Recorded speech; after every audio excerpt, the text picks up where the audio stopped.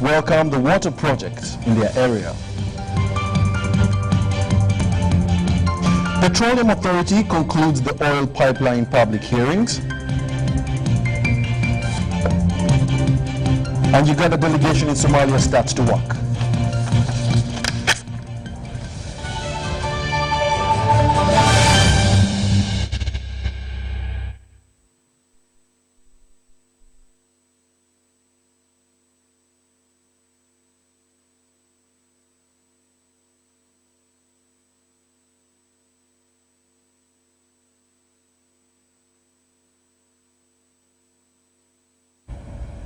Well, it's always a pleasure having you watching UBC News tonight. Now, in our top story, the Aguru B3 local leaders in Toro Municipality have expressed disappointment over delayed functionality of a technical school constructed by the municipality 15 years ago. They are saying that the facility is now acting as a night hideout for thugs that terrorize residents. The structure was constructed in 2005 using local government development funds of a cost of 30 million. To equip locals with technical skills. We have a report on this story. It is now 15 years since this technical school in Agururu B3 division, Toro municipality, was constructed by the municipality at 30 million shillings, and it is yet to be commissioned. The two-roomed structure from where the youth were meant to gain technical skills has since been turned into a launch pad for robbers terrorizing Toro residents and pedestrians.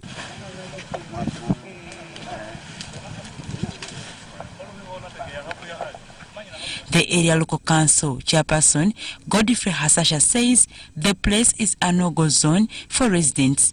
When they are from Kona to do their businesses, they take advantage of this shelter to harbor there. When they see these business people going back to their homes, they come and get them, they confiscate their properties from this area.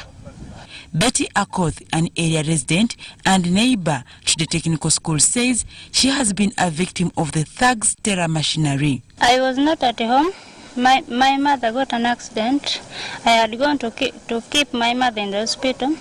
I came back. I got when they had taken everything from the house, the mattress, my clothes, my bed sheets, everything was taken.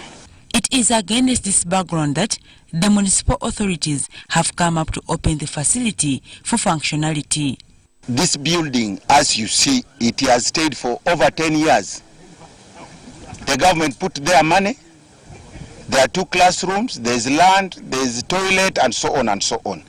But due to, I could call them not serious leaders, they neglected this area, they neglected the project, so the thing was now left for rats. It was purely left for rats. And when we talk about unemployment, youth unemployment, once we skill our people through such a technical school, because it is not going to be just a simple welding as such, it is going to embrace signage, and I'm also happy that we are getting these powered sewing machines. The structure expected to house tailoring trainings, saloon works, welding and metal fabrications is to be opened by the State Minister of Defense and Veteran Affairs, Bright Ramirama, at the end of this month. Well, thank you, Dorcas. Now, in more news, the Parliamentary Committee on Defense and Internal Affairs, together with the State Minister for Defense, Colonel Charles Ngola Okello, have paid a courtesy call to the African Union Mission headquarters in Mogadishu, Somalia. The committee members held a high-level meeting with the senior AMISOM officers on the current situation in Somalia, as this report will show us. The meeting aimed at providing an effective framework for the achievements of the forces. Also discussed the modalities for the joint implementation of the repetitive AMISOM concept of operation in Somalia. The meeting held at African Union Mission headquarters in Mogadishu under Sector 1 Command was attended by the State Minister for Defense, Colonel Ngola Okello Charles, and the Deputy Special Representative for Somalia, Simon Molongo. The State Minister for Defense, Colonel Ngola Okello Charles, in his remarks, thanked the African Union Mission for implementation and laying strategies for better Somaliland. The UPDF Member of Parliament, Felix Kraiji, highlights the strides taken by Uganda contingent to Somalia over the past 12 years. 12 years ago, we were in a small place at the airport. Now the entire city is free. 2, businesses are thriving. This hotel was never there. That somebody can have the confidence to establish a business like this, it means he trusts the security, he is assured of the stability. The parliamentary committee explains their impression of their stay in Mogadishu so far. Apart from the monies that are always maybe paid to these people by other stakeholders, I'm saying the international bodies like the UN, European Union, UK government, they have quite a number of donors here, but sometimes it's delayed. So we're saying as a government, there's a token that we should prepare for these soldiers, because they're trying to put our name as a country high, because when we came here, they are really doing something. It's more than just doing work. It's just service. It's like what doctors do in hospitals. The AMISOM plan over the next 2 years is to see a gradual transfer of security responsibilities from AMISOM to Somali National Forces. Mutesa Sira Haruna reporting for UBC News in Mogadishu, Somalia. Well, in more news, the workers representative in Parliament, Margaret Rabushaija Namugiru, wants professional women empowerment and their participation in leadership positions without being intimidated. Rabushaija was officiating at the second Uganda National Teachers Union Regional Women's Around the Table conference organized by the Uganda National Teachers Union from Chigezi and Ankole sub-regions within Bara Catholic Social Center in Booms, Kamukazi Division, Bara Municipality, Bara District. Rabushaija challenged female teachers and other women in the country to invest in little earnings and share knowledge amongst them to develop their homes and fight household poverty out of Uganda. It's called entrepreneurship. So what are they doing? You cannot teach theory, but you can tell them that you can earn money if you made chapati at break time and you added say avocado on it, so that those who don't want to go for lunch of the school portion, they can buy a chapati at 500 and they live on that, because that's also something extra. So we are not looking at ourselves, we are looking at our children in the schools. And I want to add particularly the girl child, because if I'm a female and I've learned something which I know can make other women survive, then I must also sell it to the children, but also selling them the other ideas. But they can also be in the school and they vie to be prefects, and they are girls, but I can also help them to write maybe what they are going to say, to help them to look at the English, is it the right English, and I also empower them. We are here conducting Women's Round the Table for the whole region, where we have female educators in the whole region. The importance of Women Round the Table, it's an event that brings together all female educators in the whole region, in as far as that is concerned, so that they can look into the challenges they face at their workstations and even in the communities where they live. And secondly, I want to tell women not to shy away, not to pull down their fellow women. Let us also contest with men, because we can also take up big positions as our ladies we see. And anyway, we have an example of Honorable Rabushaija. She started small, but now she's a member of Parliament. Well, in more news, Kampala University has graduated over 907 students, with males taking the high population this time at their fourth graduation, becoming a public university. Kampala University Chancellor Professor Mondo Kagonyera asks parents and the alumni to continue supporting the university for a prosperous future. He also pledged government's commitment towards upgrading the university.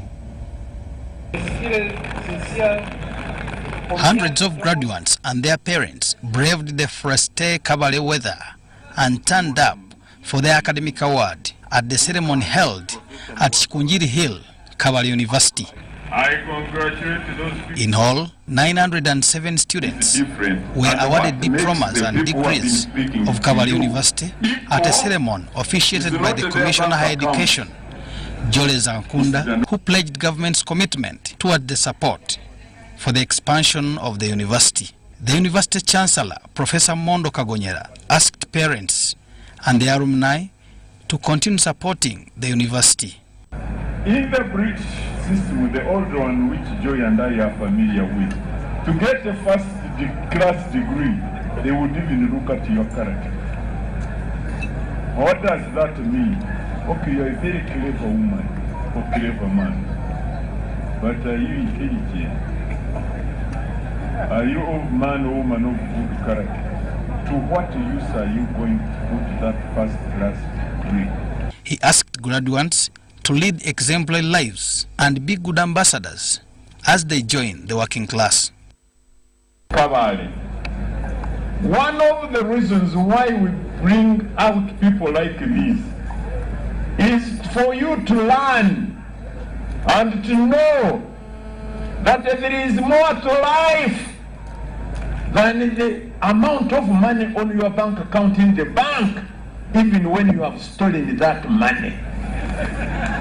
The Vice Chancellor, Professor Joy Kwesiga, says the university has made tremendous achievements, especially the science infrastructure building, thereby calling government for more support.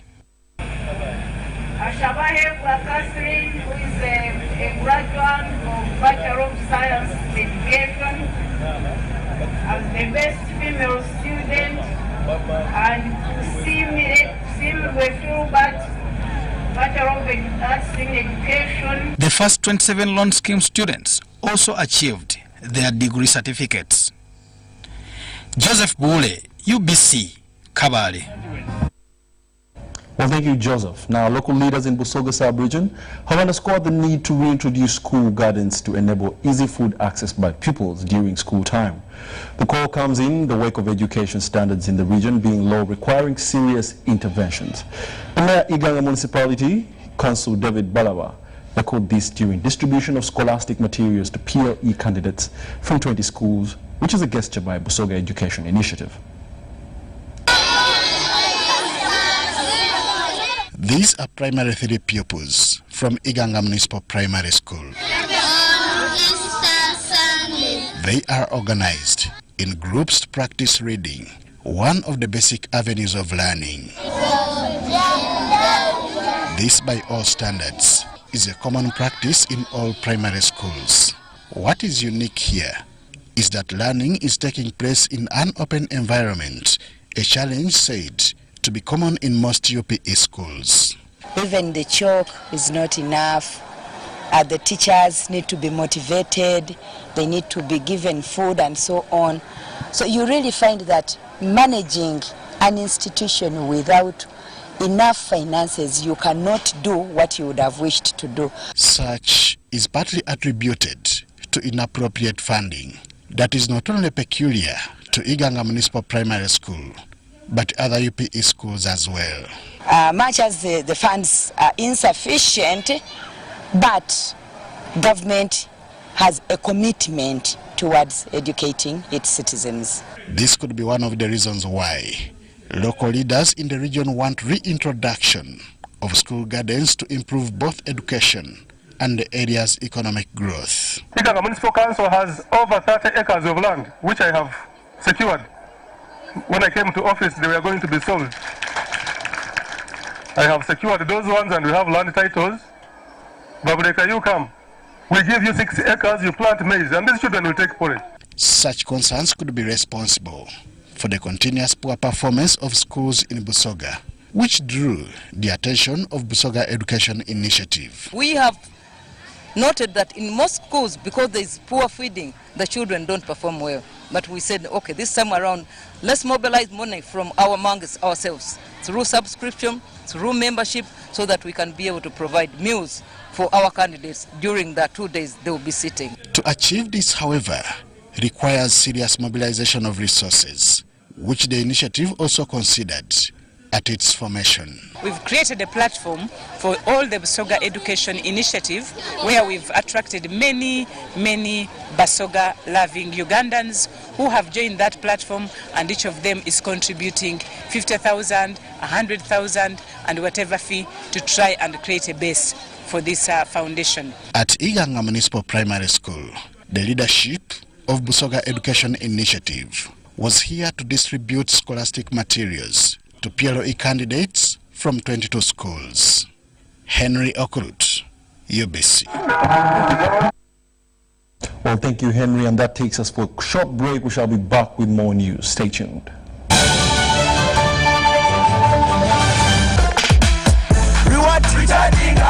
Check target. Dial star 162 hash. Get 100% on data and bonus. Win instantly with Mega Masape. Just recharge and hit your target. Katiricha wati. Mega Masape from Airtel is back. And everyone, we mean everyone, gets a bonus. All you have to do, check your target, recharge, get 100% bonus on data and minutes. Dial star 162 hash today to know your target. Airtel, the smartphone network. Mommy, you can't touch it. You can't touch it. Daddy, what's wrong? I've had a long day, Angel, and I have a bad headache. Oh, I'll give you something that will make you feel better if you promise to play with us. Headache?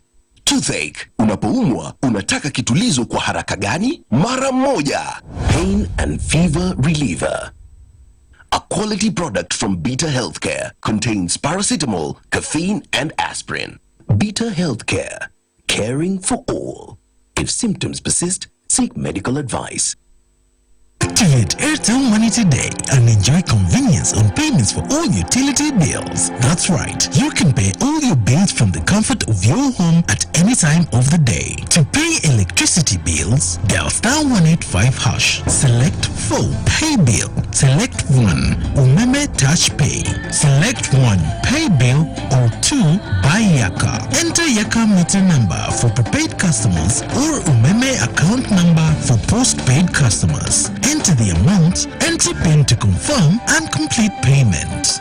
Yes, pay all your utility bills conveniently today only using Airtel Money. Airtel Money, simple, instant, secure. Airtel, the smartphone network.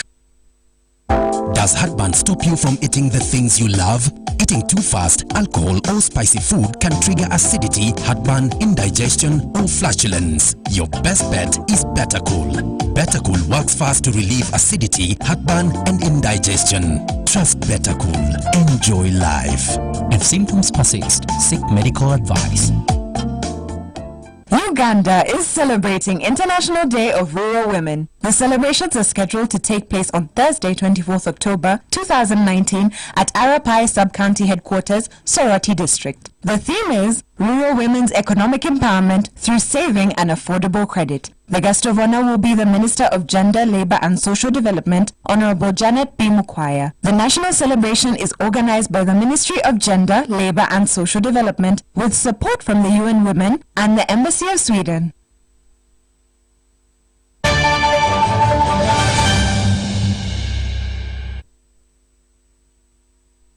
Welcome back. You're still watching the news tonight here on UBC TV.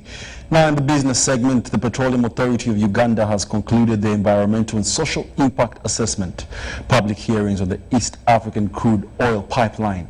The third and the last of the downstream phase deliberations took place at Rwanda Public Grounds, Rwanda Sub-County in Rakai District.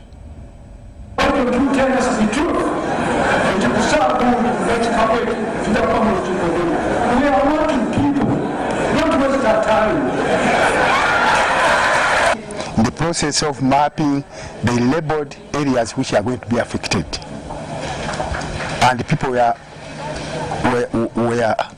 urged to vacate the buildings so that they can surrender to the road reserve. But after all this arrangement and after time, there is a team which came from Kampala, and they declared the project has been postponed indefinitely, whereas people had already surrendered their buildings to the project, unclearly unpaid. And as a woman, I'm sure the women of this area, you know, for us we are very quick at capturing things. Now I know the women are getting very ready to begin organizing themselves to see what to sell, how to handle things. They will even cook food for these people so that they can get something. Compensation is going to the people who will be affected. Yes, they will look at the extent to which you are affected and you are compensated there. What about the issue of now participation, local participation? By the way, they don't need. We have put a law on local content, which is also enshrined in the laws of petroleum. But we have got this one, an act, to say why we are passing, we must consider the employment of local people in areas where they are capable of doing. Rates and entitlements have been completed by the contractors and submitted to the CGV. And after the Chief Government Valuer has approved, we expect to do another round of disclosures where we are coming individually to say this is what has been affected and this is what has been proposed to be paid to you. It is after that we can then agree on a payment schedule after resolution of these other commercial issues with the partners.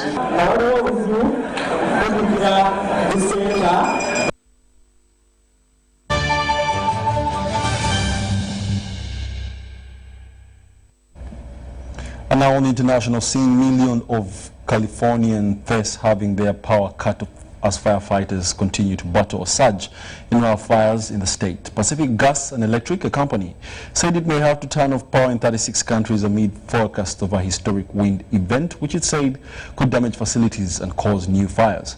The warning came as wildfires forced some 50,000 people from their homes.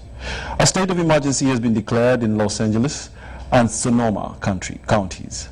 California's fire department says that the state is experiencing critical fire weather, commenting on the latest fire.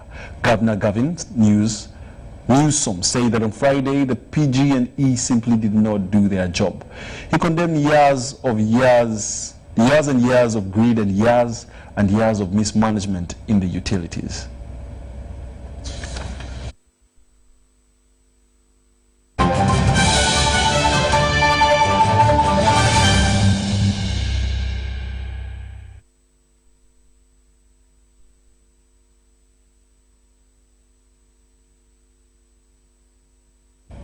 And now in sports, the Uganda pool cranes completed day one at the 2019 Africa Pool Championship with a 1,411 victory over host South Africa in a nerve-wracking ladies black ball thriller at Panda Pool Joint in Mpumalanga region. It was a spirited display from the Uganda lady pool cranes in a game that kept many on their tenterhooks. The coach's decision to name the formidable side that include Rita Nimusima, Rashida Mutesi, Lukia Naiga and Zaimati Nambafu paid off in the game. But the latest news from South Africa indicates that despite celebrations by Ugandans after failing the favorites and thus assured of the trophy, organizers have changed format of play including a knockout stage. By news time, the organizers were still meeting to decide which approach to adopt, following Uganda's insistence of the rules, like has been the case at the yesterday's events. But organizers decided that the tournament has witnessed the singles category in both Chinese 8-ball and black ball. In the men's category, only Joseph Kasozi was still in for Uganda, while ladies were yet to start.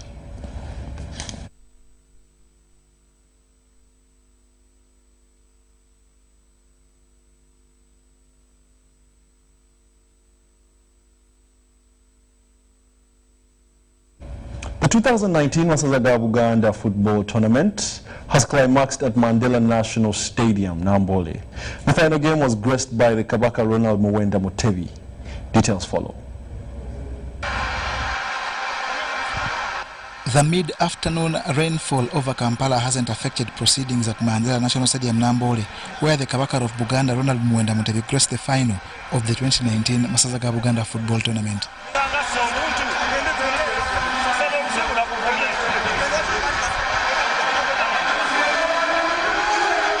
In the action, Busiro and Bulemezi did battle for the top honors on a soggy ground that in fact seemed to take its toll on the players.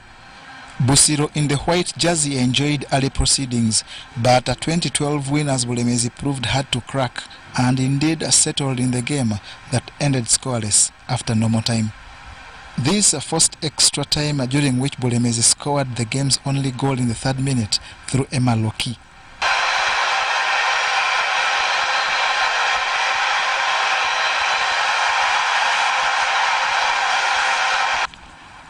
Busiro's huffing and puffing couldn't yield an equalizer, and by the time center referee Brian Miro ended proceedings, Bulemezi faithful were in party mood. Victory gave the champions Bulemezi a 12 million shillings cash prize, while a second place for Busiro fetched 9 million. The Masazaga Buganda is an annual tournament by Buganda Kingdom for its 18 counties, but is open to any Ugandan as long as it doesn't belong to either a Uganda Premier League or Big League club by its start. John Ban, Sentamo, reporting.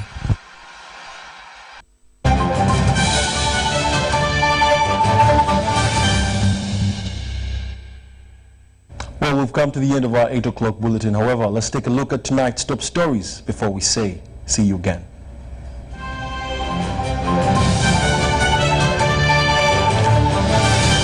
Bulemezi edges Busiro to the 2019 Masaza Trophy.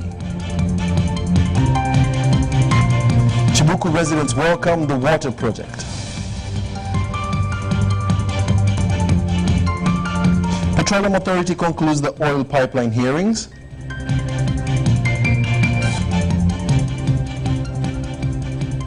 And Uganda delegation in Somalia starts to work.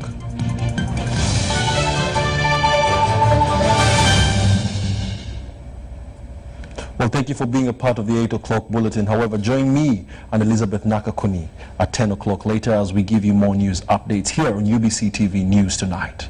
See you then.